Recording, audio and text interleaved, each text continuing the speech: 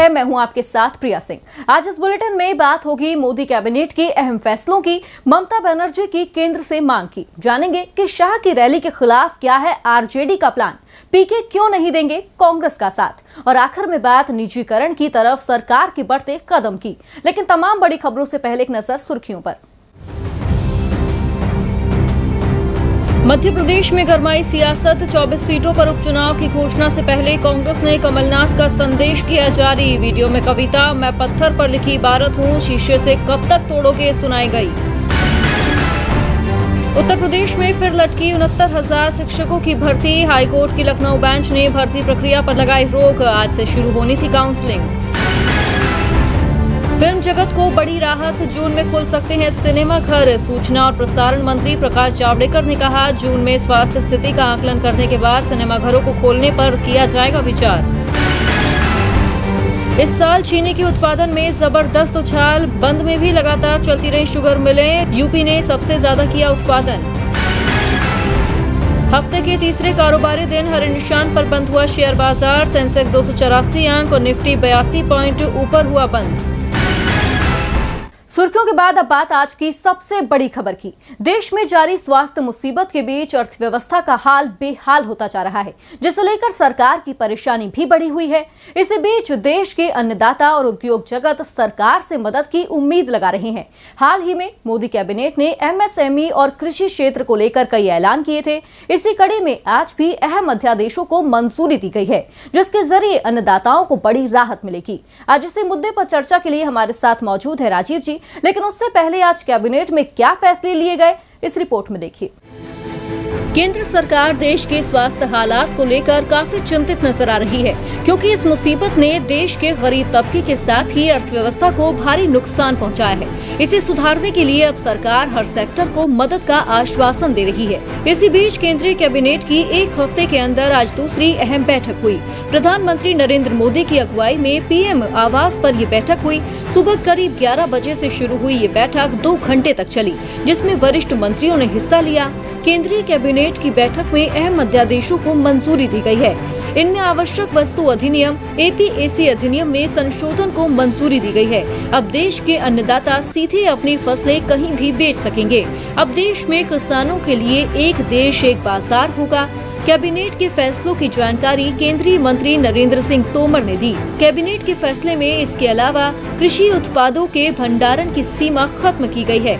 सिर्फ अति आवश्यक परिस्थिति में ऐसा किया जा सकेगा। आपको बता दें कि 20 लाख करोड़ के आर्थिक पैकेज में इनका ऐलान किया गया था। वहीं इसी सोमवार को भी केंद्रीय कैबिनेट की अहम बैठक हुई थी, जिसमें एमएसएमई सेक्टर और अन्नदाताओं को लेकर कुछ बड़े फैसले लिए गए थे। इनमें केंद्र सरकार ने एमएसएमई सेक्टर की परिभाषा को बदला था। अब सरकार के फैसलों से अन्नदाताओं को वाकई फायदा होता है या नहीं, ये देखना होगा। अब रुक करते हैं राजीव जी का। राजीव जी, केंद्रीय कैबिनेट ने आज एक बार फिर किसानों की बात करते हुए एक बाजार एक नीति को मंजूरी दे दी है, लेकिन लंबे वक्त से किसान अपनी फसल के उचित दाम मिलने को लेकर सरकार से जो गुहार लगा रहा है, उस तरफ सरकार ध्यान नहीं दे रही है। ऐसे में आज के फैसले को आप किस तरह से देखते हैं? जी प्रिया, देश में छाए स्वास्थ्य संकट के बीच मोदी सरकार जो भी फैसले ले रही है उसे ये कहकर प्रचारित और प्रसारित किया जा रहा है कि इससे अन्नदाताओं को बहुत लाभ होने वाला है, बहुत फायदा होने वाला है। लेकिन अपनी वाहवाही करने से पहले ये देख लेना चाहिए सरकार को कि उस फैसले का वाकई कितना असर हो रहा है। बीते दिनों राहत पैकेज का ऐलान भी कुछ इसी तरह किया गया था, मानो इससे गरीबों की मुश्किल तुरंत हल होने वाली है। लेकिन इसकी हकीकत क्या है ये हम सब देख ही रहे हैं। गरीब की जेब में पैसा नहीं है और सरकार आत्मनिर्भर भारत बना रही है। अभी फिर देश में आर्थिक विकास के नाम पर कैबिनेट ने जो फैसले लिए हैं उसे भी किसानों और छोटे कारोबारियों के लिए, उनके भले के लिए बताया जा रहा है। आज एक फैसला लिया गया वन नेशन वन मार्केट का। इसमें किसान को कहीं भी उत्पाद बेचने और ज्यादा दाम देने वाले को बेचने की आजादी मिली है। सरकार का कहना है कि एग्रीकल्चर प्रोड्यूसर मार्केट कमेटी के बंधन से किसान आजाद हुआ है, लेकिन असल में ये किसान, खासकर छोटे किसानों के हितों पर बड़ी मार वाला फैसला साबित होगा, क्योंकि हमारे देश की लोकतांत्रिक व्यवस्था में एफसीआई और कृषि उपज मंडी समिति जो है, ऐसी व्यवस्थाएं पहले से यानी कि आजादी के बाद से की गई थी, जिसमें एक तरफ खाद्य सुरक्षा का आश्वासन था, भरोसा था, तो दूसरी तरफ किसानों के लिए अपने उत्पादों के दाम तय करने और बिचौलियों के शोषण से बचने का इंतजाम भी था। एग्रीकल्चर प्रोड्यूसर मार्केट कमेटी में किसानों को न केवल अपनी फसल न्यायपूर्ण तरीके से बेचने की व्यवस्था थी, बल्कि गांवों में विकास के लिए बहुत से काम भी होते थे। लेकिन निजीकरण यानी कि प्राइवेटाइजेशन के दबाव में धीरे धीरे करके देश में बहुत सी ऐसी व्यवस्थाओं को खत्म कर दिया गया और अब वन नेशन वन मार्केट भी ऐसा ही एक कदम है। अपनी फसल को कहीं भी बेचने और कोई भी कीमत तय करने का नतीजा ये होगा प्रिया कि कृषि में निजीकरण को बढ़ावा मिलेगा। कृषि कार्य में जिन बड़े औद्योगिक घरानों का दखल है उनकी मनमर्जी चलेगी और गरीब किसान जो है वो फिर से अपनी मेहनत से उगाई फसल को औने पौने दामों में बेचने के लिए मजबूर होगा और हो सकता है कि वो कृषि मजदूर बना दिया जाएगा। प्रिया, सरकार अगर किसानों का वाकई भला चाहती है तो उन्हें फसल का उचित दाम सीधे सीधे देती, जिसके लिए किसान और किसान संगठन लंबे समय से मांग करते आ रहे हैं। बहुत बहुत धन्यवाद राजीव जी तमाम जानकारी के लिए। अब बढ़ते हैं अपनी अगली खबर की ओर। कामगारों के मुद्दे पर मोदी सरकार पूर्णबंदी के पहले चरण से ही बैकफुट पर नजर आ रही है। कांग्रेस पार्टी लगातार सरकार से कई बार न्याय योजना लागू कर कामगारों के खाते में हर महीने 7,500 रुपए देने की मांग कर चुकी है, लेकिन मोदी सरकार को कांग्रेस पार्टी का सुझाव पसंद ही नहीं आ रहा है। वहीं अब पश्चिम बंगाल की ममता बनर्जी सरकार ने भी प्रवासी कामगारों के खाते में नकदी ट्रांसफर करने की मांग की है। पूर्णबंदी के दिनों में सबसे ज्यादा परेशानी प्रवासी कामगारों को ही झेलनी पड़ी। काम बंद हो गया तो ये कामगार अपने घरों को लौट आए, लेकिन अभी भी इनकी परेशानियां खत्म नहीं हुई हैं। जेब में पैसे नहीं हैं और करने के लिए काम भी नहीं है।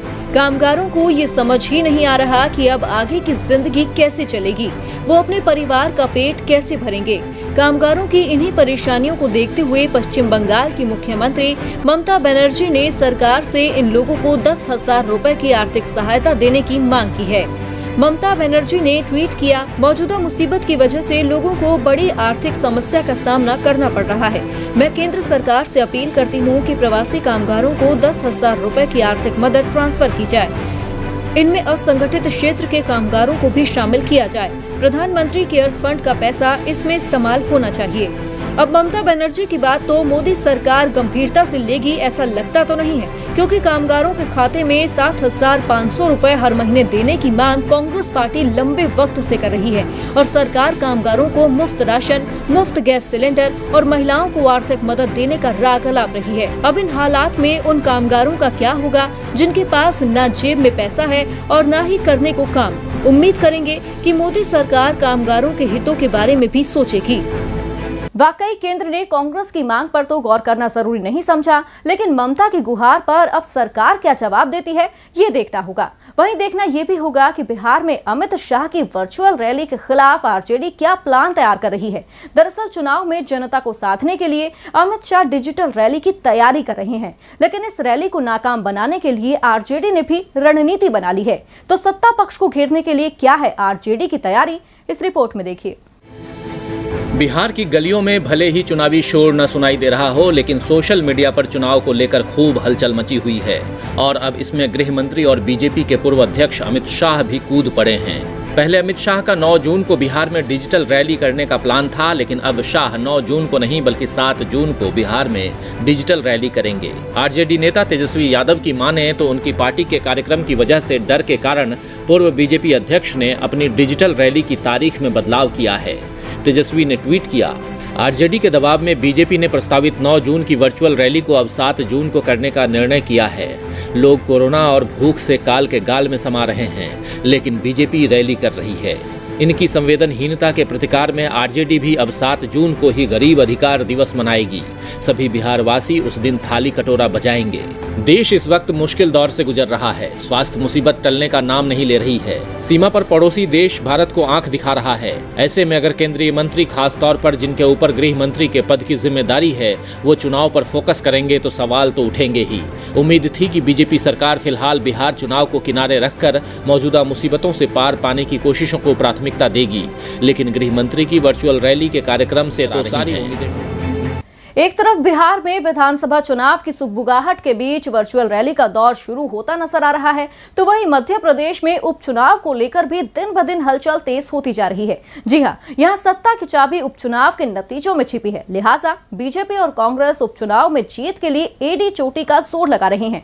बीजेपी खेमे की ओर से चुनाव जिताने की नैतिक जिम्मेदारी ज्योतिरादित्य सिंधिया के कंधों पर रहेगी। वहीं कांग्रेस की सियासी रणनीतिकार प्रशांत किशोर को अपने पाले में करने की कोशिश नाकाम होती दिख रही है। मध्य प्रदेश में होने वाले उपचुनाव को लेकर बीजेपी कांग्रेस दोनों ही रणनीति बनाने में जुट गई है। अब गली नुक्कड़ों में चुनावी शोर सुनाई नहीं दे रहा, लिहाजा सोशल मीडिया के जरिए वोटरों को रिझाने की कोशिशें की जा रही हैं। ऐसे में बीजेपी की रणनीति को तोड़ने और कांग्रेस की रणनीति को धार देने के लिए कांग्रेस मशहूर पॉलिटिकल रणनीतिकार प्रशांत किशोर की सेवाएं लेना चाह रही थी, लेकिन प्रशांत किशोर ने इससे इनकार कर दिया है। उन्होंने कहा कि मध्य प्रदेश के पूर्व मुख्यमंत्री कमलनाथ और पंजाब के मुख्यमंत्री कैप्टन अमरिंदर सिंह ने मुझसे संपर्क किया था, लेकिन मैंने ना तो कोई सहमति दी है और ना कोई फैसला लिया है। मैं इसीलिए फिलहाल नहीं लूंगा क्योंकि कांग्रेस पार्टी के साथ राज्य स्तर पर काम करने में फिलहाल कोई रुचि नहीं है। दरअसल पीके के कांग्रेस के लिए चुनावी रणनीति बनाने की खबरों ने तब तूल पकड़ा था जब मध्य प्रदेश में कांग्रेस के नेता और पूर्व मंत्री पीसी शर्मा ने कहा था कि पीके मध्य प्रदेश कांग्रेस के लिए सर्वे करने के साथ साथ पार्टी को सोशल मीडिया पर धार देंगे। लेकिन अब पीके के इनकार के बाद पार्टी के बड़े नेताओं को ही पार्टी की रणनीति को धार देने की जिम्मेदारी संभालनी होगी। पूर्व मुख्यमंत्री कमलनाथ ने तो इसकी शुरुआत भी कर दी है। अब पीके की ना से कांग्रेस के उपचुनाव के सफर पर कुछ असर पड़ेगा या नहीं, ये तो आने वाला वक्त ही बताएगा। अब पीके ने तो कांग्रेस की मदद करने से इनकार कर दिया है। कौन से दांवपेच आजमा कर उपचुनाव में जीत हासिल करती है, ये तो वक्त ही बताएगा। खैर, जीत की तैयारी में तो फिलहाल छत्तीसगढ़ बीजेपी भी है, जहां चुनाव भले ही 3 साल बाद हों, लेकिन पार्टी ने यहां संगठन को मजबूत करने के लिए कदम बढ़ा दिए हैं, जिसकी जिम्मेदारी बीजेपी ने विष्णुदेव साय को दी है। तो विष्णुदेव के सामने है कौन सी चुनौतियां, इस रिपोर्ट में देखिए। छत्तीसगढ़ और मध्य प्रदेश के विधानसभा चुनाव में जब 2018 में बीजेपी को हार का सामना करना पड़ा, तो पार्टी के शीर्ष नेतृत्व पर सवाल उठा। हालांकि उसके बाद 2019 लोकसभा चुनाव में नरेंद्र मोदी के नाम पर बीजेपी को 11 में से 9 सीटों पर जीत हासिल हुई।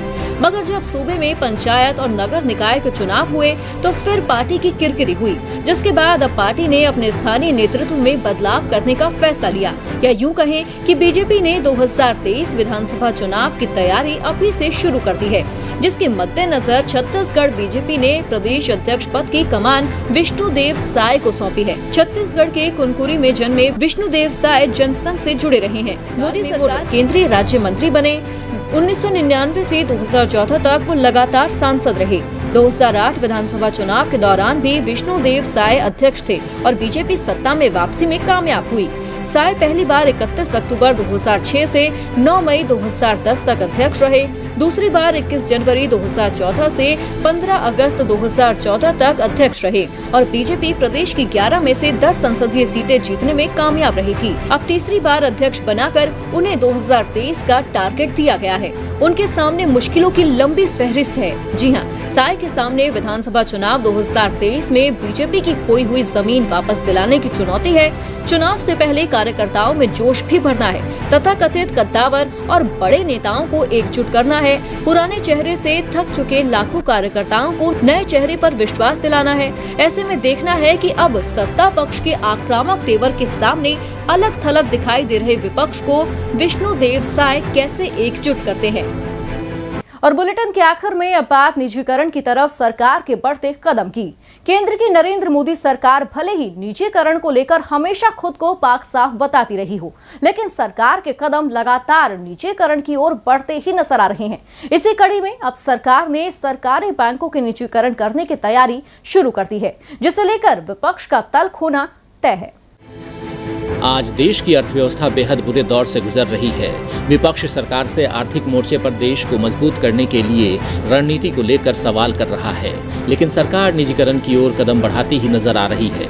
एक रिपोर्ट के मुताबिक नीति आयोग ने सरकार के सामने सरकारी बैंकों के निजीकरण का प्रस्ताव रखा है और सरकार की ओर से इस पर विचार भी किया जा रहा है। बैंक, बैंक ऑफ महाराष्ट्र और इंडियन ओवरसीज बैंक के निजीकरण से इस प्रक्रिया की शुरुआत की जा सकती है।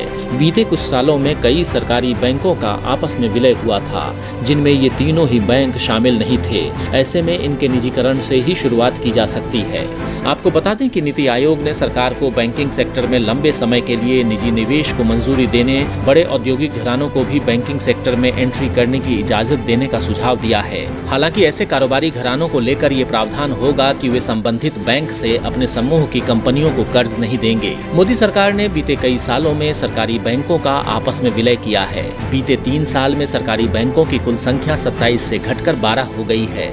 ऐसे में देखना दिलचस्प होगा कि सरकार के इस कदम से बैंकिंग सेक्टर को कितना फायदा होता है और सरकारी बैंकों के निजीकरण से ग्राहकों को कितनी परेशानी उठानी पड़ती है। तो फिलहाल दिन भर की बड़ी खबरों में मेरे साथ इतना ही।